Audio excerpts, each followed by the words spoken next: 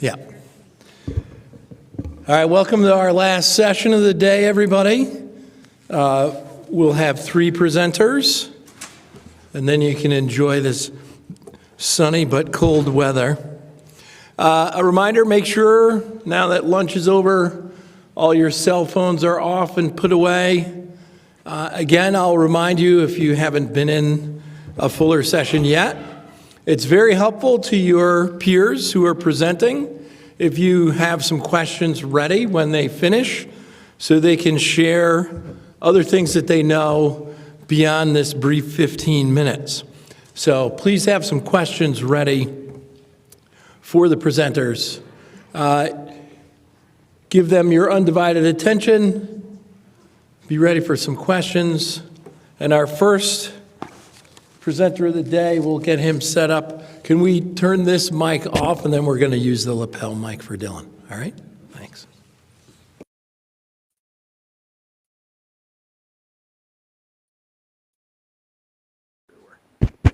Beautiful. All right, everybody, please welcome Dylan. So, hello, my name is Dylan Colby, and today I'm going to explain in detail why the Academy is getting a timber frame bus stop.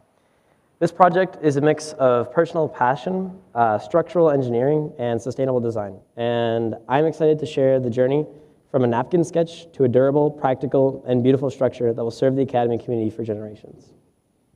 So first things first, I'm going to explain some basic vocabulary that I'll use throughout my presentation.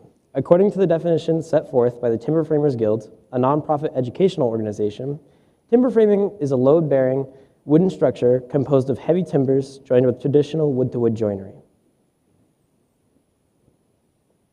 Joinery is a deceptively complex word, but it's an essential type of construction.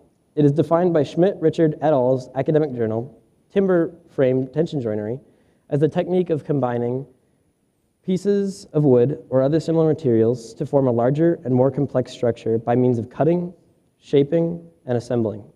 The beauty of timber framing lies in these joints: mortise, tenon, scarf joints, and dovetails, held together only by wooden pegs, forming a rigid and structurally redundant system.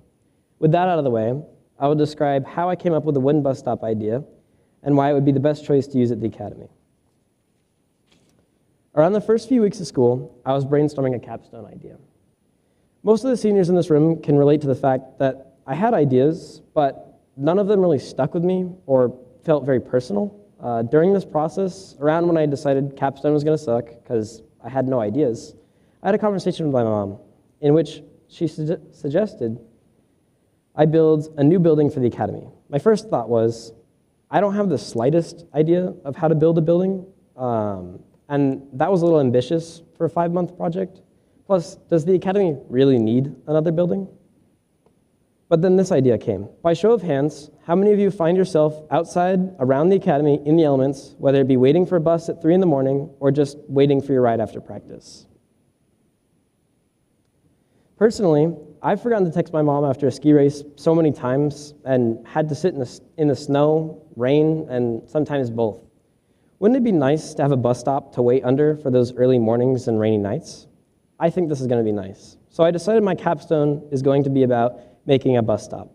This is great, but saying I'm going to make a bus stop and actually designing a building are 2 different things. I had to start somewhere. Like most great designs, this one started on a Pizza Man napkin, discussed with my dad over wings. So one of the most frequently asked questions I got was, why wood? Well, for one, the skill of timber framing is something my family's developed over the years, so I felt confident that it was feasible to make this building out of wood. But the real answer goes far beyond personal experience. It lies in the superior qualities of a timber frame structure. You might think some obvious risks associated with a wood building would be fire, longevity, cost, and durability. I'm going to dismantle each of these myths up front. Fire is an easy one to rule out, as in reality, despite common belief, wood structures on a small scale like this are very resistant to fire. According to an article written by Andrew Buchanan for the National Institute of Standards and Technology, the research on wood structures and fire is limited compared to steel and concrete, but the basic understanding is clear. Unlike the logs on your campfire, large timbers make a protective char layer as they burn. This char layer insulates the core of the beam, significantly slowing the rate at which the interior wood weakens. This is called mass timber behavior. A steel beam, by contrast, would rapidly lose its structural strength and buckle when heated to high temperatures. The timber frame's inherent resistance to fire provides the fire department with ample time to react and evacuate occupants, which is a key safety advantage. Now, it's easy to think of a wooden building as rotting and old, but the wooden buildings that give you that bias are already many decades old, and sometimes even up to a century old. In most cases, timber frame building with very low maintenance can stand for at least a century. In one outstanding example of many, the Buddhist Horyuji Temple in Japan has been standing with minor repair work since 607 AD. That's 1,418 years. Modern timber durability research is ensuring just this kind of longevity. As Wang et al. Note in their 2018 research on the durability of mass timber structures, proper design and moisture mitigation is key. By preventing prolonged wetting, which with a well-designed roof and detailing, virtually eliminates the possibility of rot. If you were to exactly replicate the Horyuji Temple today, it would cost approximately $200 million US. If a building of the same size and structure was made from steel and constructed in 607 AD, and received the same repairs over 1,418 years, then you'd have to rebuild this building 28 times, which converted into US dollars would be a total of $25.4 billion, according to the Schmidt-Richard et al. Journal, Timber Frame Tension Joinery, clearly illustrating the return on investment of building with wood. In this case, it's a little over 100 times cheaper to build with wood instead of steel in the long run. While the upfront cost of lumber, as demonstrated by the historical index of wholesale prices from 1913 to 1951, can highly vary. According to the Statistic Journal Index of Wholesale Prices for Lumber for United States, which is from the sluisfield.org website, in the long run, a timber frame is economically superior due to its cost effectiveness and durability. We are building something that will outlast almost every other structure on campus. A timber frame structure is designed to distribute loads efficiently across all its members, relying on the strengths of the joints and the natural capacity of the wood. As stated by Schmidt-Richard et al. In their 1997 report, Timber Frame Tension Joint, the wooden peg connections that are used in a timber framing can safely hold from 2,500 to 5,000 pounds each. Since there are approximately 20 of these pegs in my design, the overall building is at the whim of the strength of these main 7x7 timbers. These are very strong. According to the governmental source, Post Capacity's wood construction connectors, 4 typical posts can withstand a static load of 20,000 to 30,000 pounds each. If for some reason you thought that it'd be an issue to handle snow load, the fact that the structure could have a full-size school bus parked on it and remain strong for hundreds of years might reassure you. One of mass timber's biggest benefits is its incredible strength-to-weight ratio. One of mass timber's and ultra-durable structures alike, according to the Wang, J.Y. et al. Durability of Mass Timber Structures, review of the biological risks. The academic journal Wood and Fiber Sciences also supports this idea of 20 to 30,000 pounds, alongside the Michalek, Hanna, and Carolina Michalek's Sustainable Mass Timber Structures. To put this into perspective, concrete structures, the common alternative, are vulnerable to a failure mode known as progressive collapse, in which the failure of just one local part, such as a weak slab connection or a rusty piece of rebar, can lead to a chain reaction causing the total collapse of a structure. As detailed by my interview with Dana Southworth, timber frames, with their inherent redundancy and large members, are resistant to this form of progressive failure, offering safer, more predictable structural performance.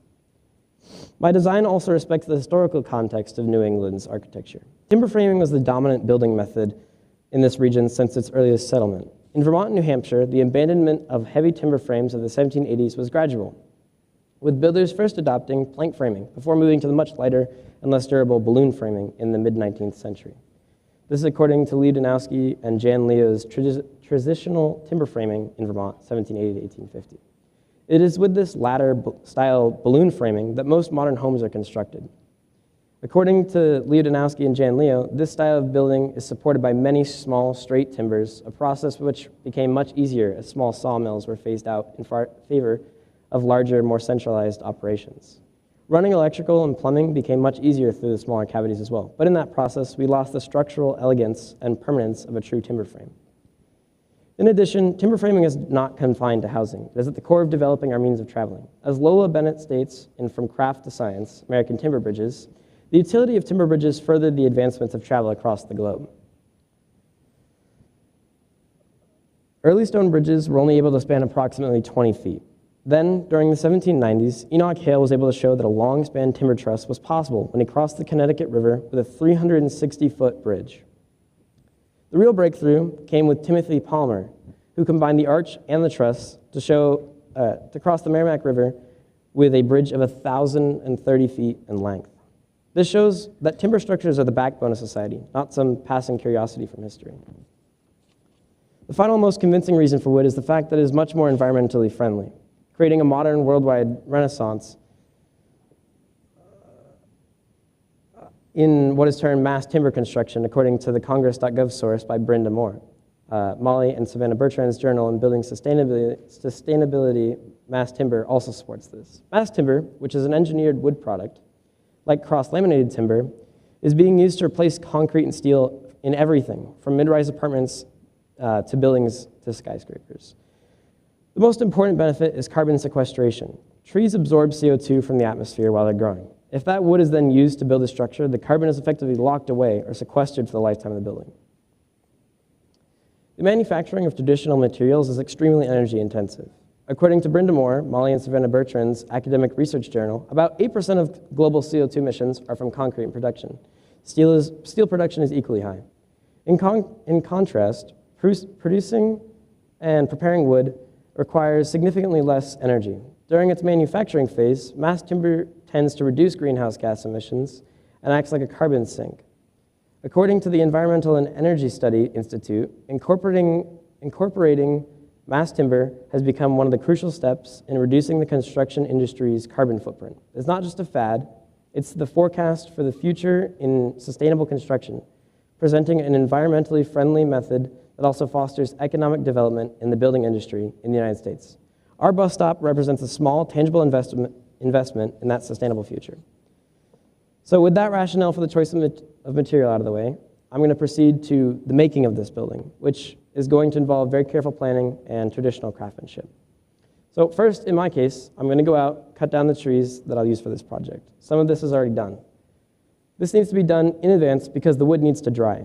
According to the USDA's Forest Service article on the durability of mass timber structures, the drying process is essential.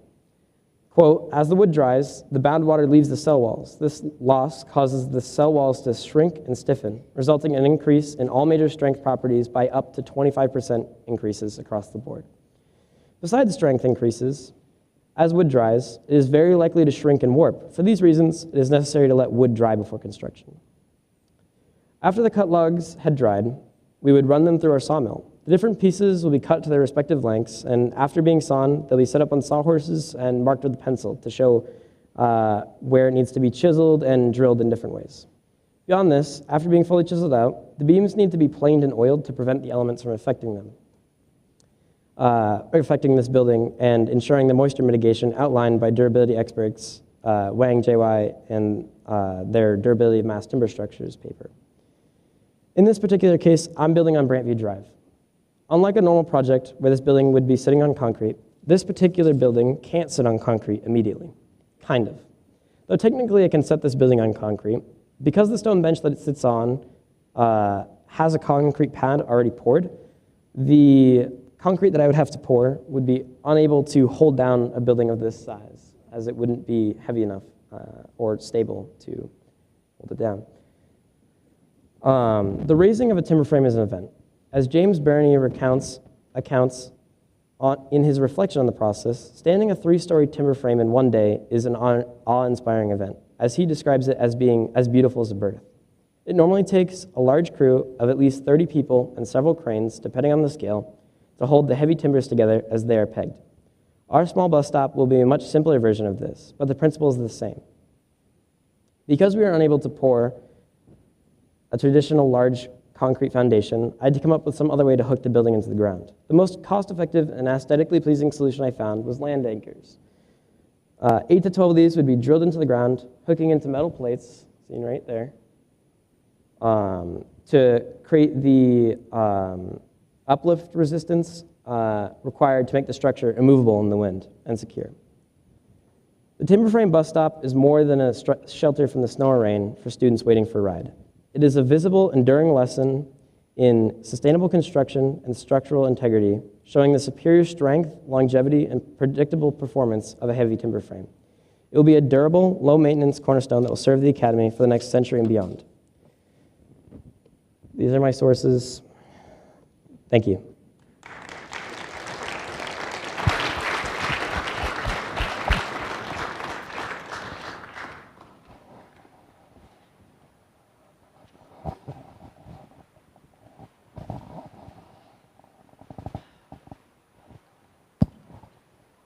So you said that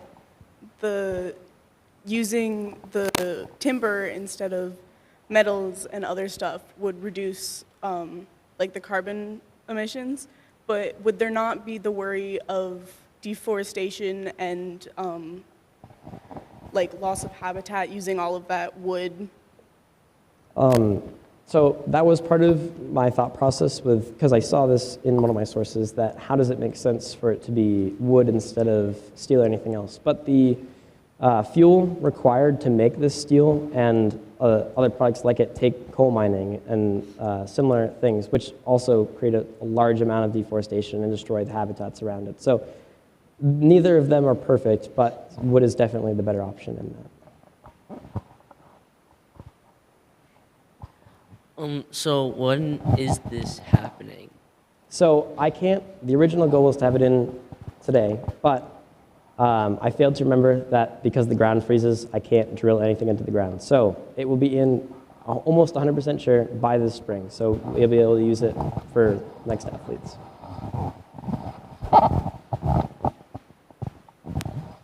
Out of all the joints in the beginning that you showed, which one is the strongest? Out of the ones I showed in the beginning, probably just I think it's called a butt-to-butt connection, which would just be, basically stacking them right on top of each other. It's got a couple of pegs that stick out the top, and it's kind of like Legos. They're very strong like that.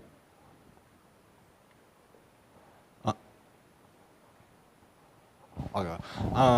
Has the administration of the school approved of this project being built? So I talked to the head of facilities at the academy, and he was actually all for the idea. He wanted me to build 3 of these, but it's a lot of time and effort put into this. As it stands, one of these is probably going to take months. So, but yes, I have gotten a permission from the school, and they wanted to fund a couple of these around the academy.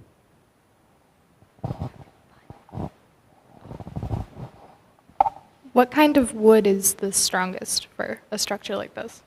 So for a structure like this, oak as the main supporting timbers is definitely going to be the strongest. But the roof would be pine. It's very good at shedding water. But as far as why oak, it's heavier but significantly stronger than most. And it's prone to resisting warping. So it'd be able to last multiple centuries here at the academy. So what is the cost? You said that you were cutting the lumber yourself? Yep. So because of that, me cutting the wood myself, the only cost is the screws and the metal plates holding the building together. Everything else can be made by hand from there. So somewhere in the range of $400, I believe, is what it costs for just the metal plating. You might have already mentioned this, but are you using the specific type of wood because it's like rot resistant? So yes, sort of. I'm using pine for the roof because it sheds water well, and that is rot resistant. And it's also cheaper. It's easier to replace if the roof will need repair the soonest, within a century. So that is pine to keep that easy and cheap to repair. So it's going to be all you cutting down the trees and all you building the Yep. structures? Yep. Okay. You mentioned that the roof that there would be wood involved in the roof. Obviously, you need that to have a supporting structure. Would there be metal on the roof to prevent water from getting into the structure? So I originally considered a couple of different roofing options, and one of the ones I did consider was tin roofing as a metal roof, but it's actually more expensive than the wood roofing that I would use, and I think aesthetically it looks better to have the wood shingled roofing. Plus the metal roofing tends to be prone to like a tree branch hitting it and poking a hole in it, and that would need constant replacement as opposed to the wood. So if the school has approved this proposal, are they helping fund this at all? So they've talked about it. I haven't heard anything yet on how some of that will happen, but part of it is I can't make the wood shingles easily, so they've talked a lot about investing in getting the wood shingles for the roof. So I've sent them a couple of different things to compare prices, and they've the facilities head said he would email me back within a month or so. So Where are you going to get the materials from? say it one more time. Where are you going to get the materials from? So my family owns a large amount of, my grandfather was a logger for a very long time, so they own enough land to actually go out and find the trees that would be required to make this.